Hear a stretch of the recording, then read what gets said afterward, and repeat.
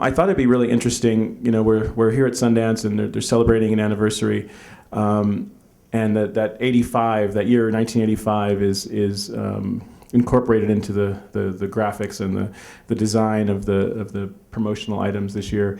And I thought it would be interesting as a way to sort of start this discussion of what it meant to be independent in 1985, to maybe start by just hearing a little bit about where each of you were in 1985. What were you doing specifically that you can recall, creatively speaking, as it relates to your ultimate career?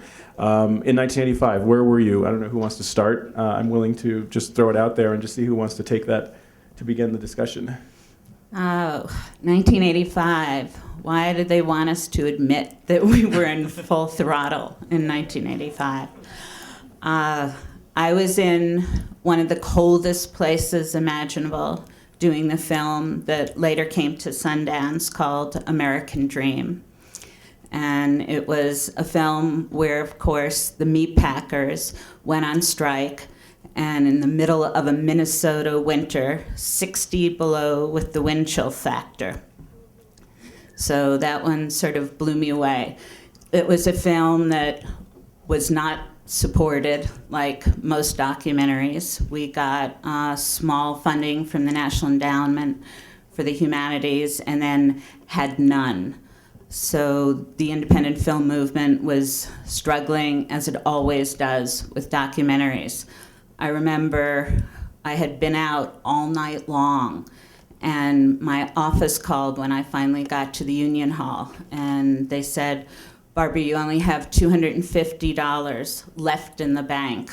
What are you going to do about it?" And I figured, I don't know, I'll call you back. And I'm struggling just to get warm. And then my office called again, and I said, "Say I'm not here. I don't want to talk to them." And they said, "No, you have to talk to them." And I got on the phone, and they said, "Bruce Springsteen has just given you $50,000. We're flush again." So that was where I was in 85. Wow.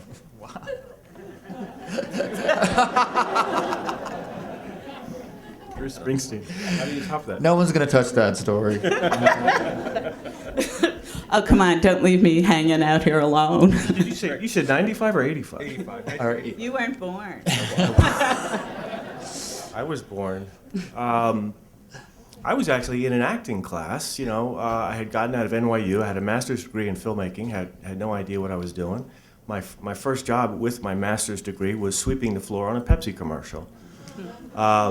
And I was actually taking this acting class and writing these monologues for this character that I had come up with, this guy named Johnny Suede. And ultimately had the idea to take those monologues and to put them into a screenplay eventually. Thank you. I have a question for Tom. What year was Stranger Than Paradise? Do you 84. Was it 84? 84. Because that sort of where I was fresh out of USC Film School in sort of the mid 80s, and that film was a huge influence on me and sort of that whole generation. Rick Linklater, Allison Anders, we all were sort of in our 20s and young and idealistic, like a lot of people here at Sundance. And when that film came out, and also Chan is Missing, in the mid 80s, it was a huge inspiration to people like me that were in film school. And in 1985, I think I had just graduated from the master's program, and I was actually shooting my very first sort of Stranger Than Paradise inspired feature as a 60mm black and white movie called Three Bullet People in the Night, and it was largely due to that film. So it's great to that you're here on this panel. Like, it's amazing. Oh, Stephen. I was in the witness protection program. I was editing a concert film for the group Yes that we'd shot in Edmonton. And that was taking up my time, writing scripts, making shorts. I was in Baton Rouge. And that was the year I got an agent that year. I was hanging out in the offices of the management company that handled Yes. And I'd gotten as I usually tried to do, very friendly with the person answering the phones there. That's a very, calculated, strategic move on my part, but it works. And I was talking to her because I'd made this concert film, but it really didn't represent what I wanted to do. It was a good experience, but I was sitting there talking to the receptionist, and she said, "You need an agent." I know an agent, and she picked up the phone and called somebody. I went over there that afternoon and met this woman, Ann Dollard, who represented me very well. So I was lucky. I'm going to switch back to Stranger Than Paradise because I think Greg gave me an idea, and I wanted to touch on that film for obvious reasons.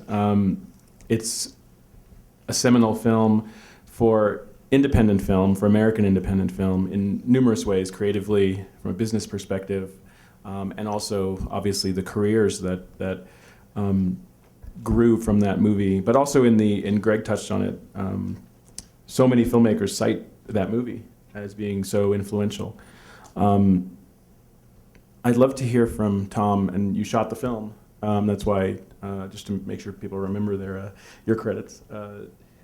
I'm curious to hear what kind of early feedback you got, and to what extent you realized how influential the film was, or were there moments where you realized that the film was resonating either with other filmmakers, with folks in the industry, whatever angle you want to take it. But it might be interesting to think about it from the perspective of someone like Greg. I'm sure you must have heard from many filmmakers in the first couple of years, or did you?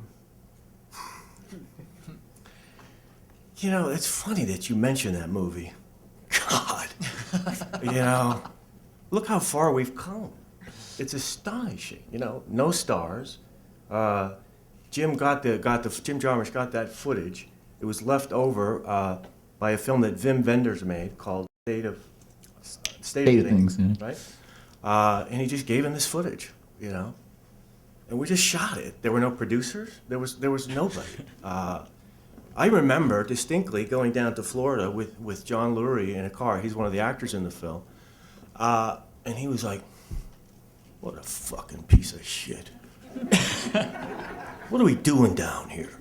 This is fucked up, And I was in an acting class, and I had already been on a couple of auditions, and I knew just how painfully difficult it was to even get someone to return a phone call.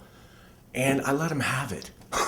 I said, "Man, do you know how lucky you are, to be doing this? I know people that would give their right arm to be in your situation." My point is that it was completely new ground. There were no precedents. But I can say that when Jim and I went to film school together, we were deeply inspired by a lot of stuff that was happening on the Lower East Side for the first time. Amos Poe is a very, very talented and important precursor to this entire independent film movement. Even before him, Beth and Scott B. had the first independent film that made it into the New York Film Festival. And man, people were making movies on Super 8. Eric Mitchell made a film starring John Lurie that he shot on Super 8 about two Apollo astronauts, that order lunch at Burger King, and they shot it in his apartment on acid. Jim and I, we were looking at these movies going, "My God, this is incredible. People are making feature-length movies. Who knows who's going to see them? But it's outside the system. It's outside, and you can make a personal movie that somehow reaches people." The sense of freedom was unbelievable, and for better or for worse, I can tell you it's either a blessing or a curse. It's what still drives me, and it gets me in a lot of trouble because I insist somehow emotionally and artistically that's what I need in an environment, which I guess we'll get to, is not too welcoming of that. Anyway, I could go on and on about that, but that's what it was like making it. I'm curious, and this is open to anyone on the panel, but picking up on what you just said, I would love to hear how the other filmmakers on the panel relate to some of the experiences that you had, frustration, isolation, yet this freedom it doesn't have to be 1985 now, but it's at an early stage in your career.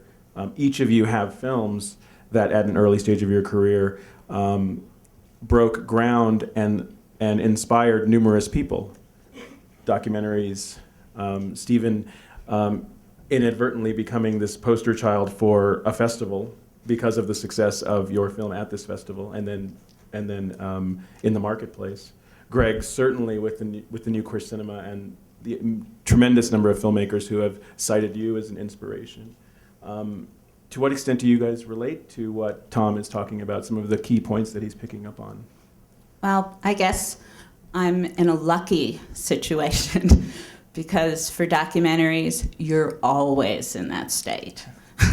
Most people just don't care about what you're doing, but it's I true. should make documentaries. But for me, I think it's incredibly wonderful because I'm just able to go out on the field, go after a dream, find characters that are in a crisis situation and see what happens to them, almost like our country is today. The stories that you're able to tell when you're out there, nothing can be predetermined because it's real life. And when you get those scenes that just say everything about what you're doing, it's a treasure chest. And I love going out in the field, and I love exploring, and I love not knowing what's going to happen next. And so I'm in a constant state of isolation. And when I come back and I'm able to show a film to an audience, it takes on one of the best feelings that if people are moved by it, or it raises discussion about what the film is or what the story is, it just fulfills me enough to go out and to try to do it again. So.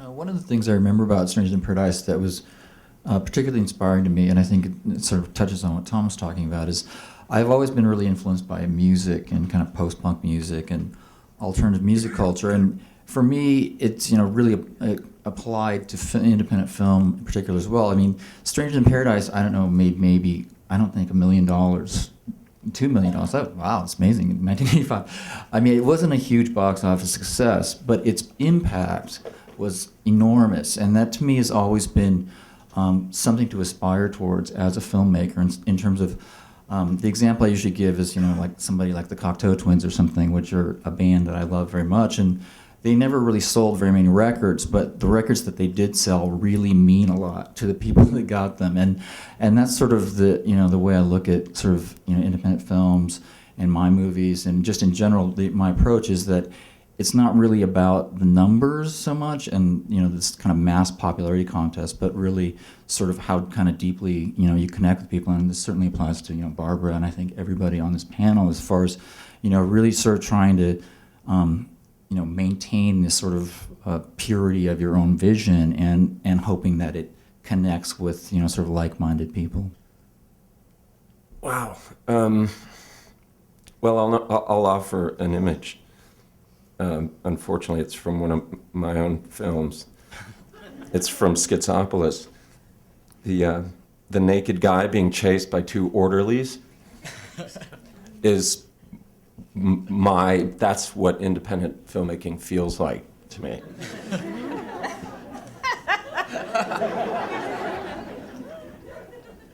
Which one are you, Steve?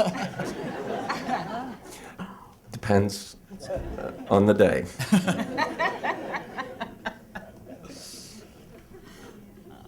This is a total non sequitur, but Steven Soderbergh has a $100 bill stuffed into his festival badge, which I just found kind of interesting backstage when you were holding. Is that a real $100 bill? And Yeah.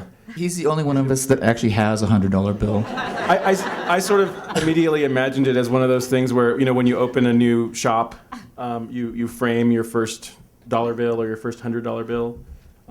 So I sort of imagined that. Wouldn't that be cool? No, this is part of the whole witness protection thing.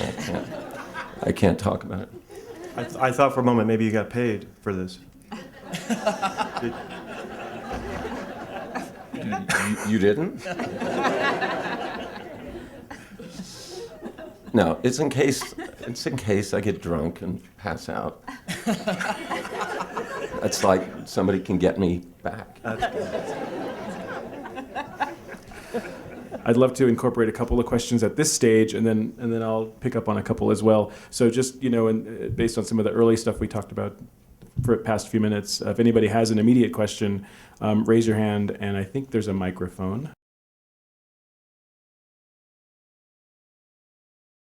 It's weird because it's like, it to me has never gotten any easier. I mean, it's always, people that say, oh, I haven't seen you for 10 years, what are you doing? I'm all the exact same thing I was doing last time I saw you. I mean, the title of the movie is different, but literally every movie is a struggle. It doesn't, for me at least, it doesn't get any easier. I mean, the worst and hardest part is always, finding the money, getting the movie put together. But then, it's just really a day by day sort of struggle every day to get your film done and to get it done kind of the way you want to get it done. Yeah. I think for me, I realized that doing documentaries really sets you up to be able to do fiction narratives. And I remember the very first little fiction piece I did was Homicide, Life on the Streets. And they gave me the documentary. And before I went, Tom Fontana, who I love, called me into his office and he said, now, here are the people that are going to be tough. And, Yaphet Kotto, for example, likes to go to his honey wagon, and Melissa Leo, who's at this festival, doesn't like to wear makeup, and Andre Braugher will give you a hard time. They're just going to test you.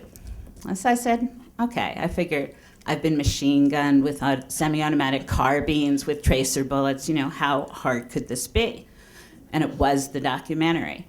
So I had everybody, because there was a character who was filming everybody's story. And just as Tom Fontana said, everybody tried to give me a hard time. But I thought it was so much fun. I mean, because characters in the field, when you're making documentaries, always give you a hard time, and you just go with it. And Yaphet Kotto called me over, and he went, and I went over to him, and I said, yes. He said, well, I don't have too much to say, so I don't think you really need me for this scene. And I said, I can't believe I said this either. I said, Yaphet, these are all your men, and you're being able to watch the documentary of what they do. And when they put the camera on you, that's the money shot. And he went, oh, okay. And Andre Braugher, we were doing a scene in the bar, and he said, so since you're a documentary filmmaker, then we don't have to do, any cutaways, or, we can just do one shot. And I said, nope, Andre. I said, a good documentarian gets everything, and that means we could stay here for hours. He said, okay, okay. Anyway, just the challenges that you get are just incredible to overcome, and it's all about communicating with people and having a good time while you're doing it. You asked a great question. I think it's the essence of, I think perhaps of why this panel is even here. We could spend probably all day talking about what you said. So I would just answer that there is a huge, huge difference today between what independent is and what it used to be.